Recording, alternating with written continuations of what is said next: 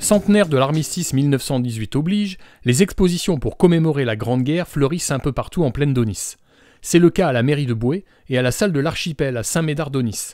Ces expositions peuvent voir le jour grâce aux documents et aux objets de nombreux habitants, mais aussi au concours de Stéphane Besson, collectionneur amateur très averti des périodes de la Première et de la Seconde Guerre mondiale. À Boué, donc nous avons présenté un hôpital de campagne. Vous avez bien sûr les blessés, un médecin, une infirmière et avec quelques accessoires de chirurgie.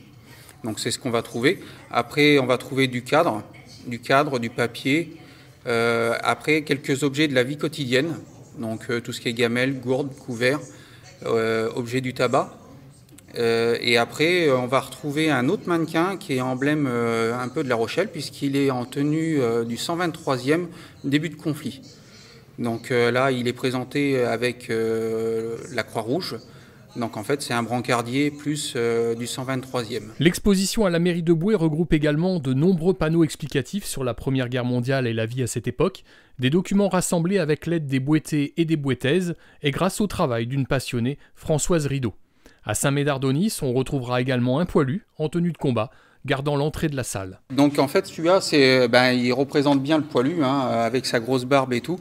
Fin de conflit puisqu'il est avec manteau découpé un peu en capote et avec quelques accessoires qu'on peut retrouver sur le soldat. Mais il est plus en fin de conflit que début de conflit celui-là. Donc là on va le trouver avec boîte de masque à gaz M2, les jumelles d'artilleur et puis après le nécessaire, cartouchière, casque, et puis son sac à dos avec les effets personnels dessus. Donc la gamelle, la toile de tente, la demi-toile de tente, les piquets, les mâts. Et il a ces petits couverts. Couverts en bois. Réalisés dans les tranchées, parce que c'était beaucoup plus confortable que le métal, parce que le métal, ça donne toujours un goût à la bouche et puis aux aliments. Donc ces petits couverts. À l'instar de Boué, des panneaux explicatifs vous guident à travers ce conflit mondial et les objets de Stéphane Besson vous font toucher du regard la vie des combattants. Votre collection rassemble combien d'objets? Vous avez déjà fait le compte?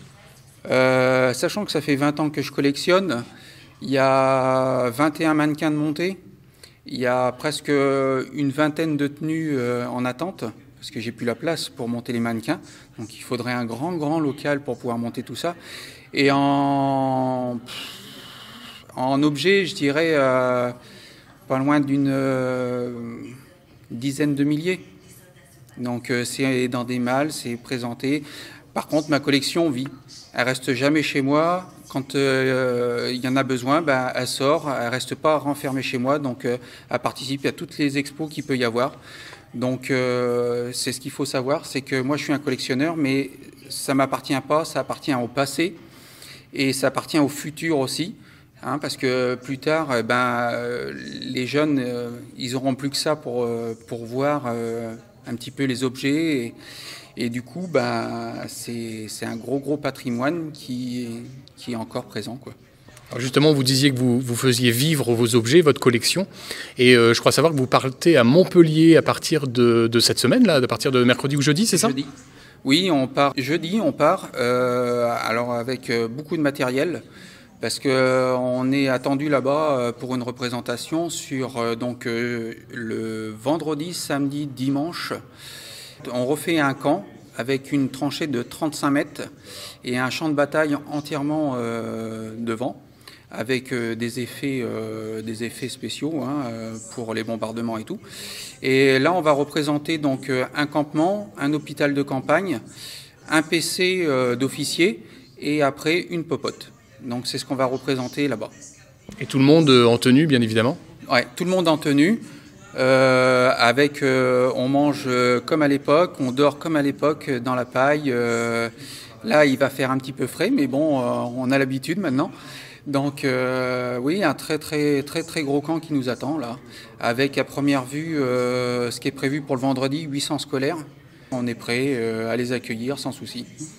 Alors sur notre territoire, La Rochelle, la plaine d'Aunis, on n'a pas encore vu ce type de manifestation, enfin ce type de reconstitution? Non, Aucun, je sais pas, peut-être qu'ils s'intéressent pas, peut-être que... Pourtant, La Rochelle est quand même un patrimoine niveau Première Guerre mondiale et Seconde Guerre mondiale. Première Guerre mondiale, il faut savoir que les Américains étaient présents dans le coin, hein. Il y avait des camps américains en 17, et puis il y avait des camps de prisonniers allemands sur l'île de Ré. Donc je ne comprends pas que sur le secteur de La Rochelle, il n'y a aucun effort de fait par rapport à ça. Les expositions à la mairie de Boué et la salle de l'archipel de Saint-Médard-d'Aunis sont visibles jusqu'au 11 novembre prochain.